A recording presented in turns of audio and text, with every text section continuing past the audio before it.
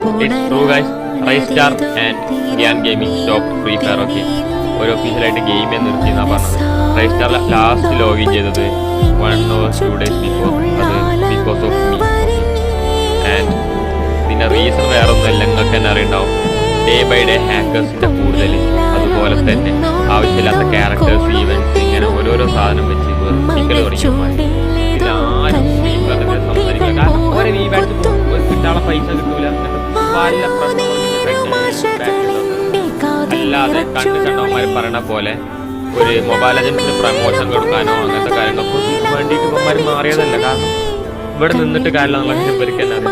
So ഞാൻ free fire partner programme ഒരാളാണ്, നിങ്ങൾക്ക് നോക്കിയാൽ മനസ്സിലാക്കാം. സോ ഇതിനെ കൊണ്ടൊരു കാര്യം ചെയ്യാൻ പറ്റും, അതായത് ഫോളോ ചെയ്യാം. കമന്റ് സെക്ഷനിൽ ഫ്രീ ഫയറിന്റെ ഇപ്പോഴത്തെ ഇഷ്യൂസും കാര്യങ്ങളും എന്തൊക്കെ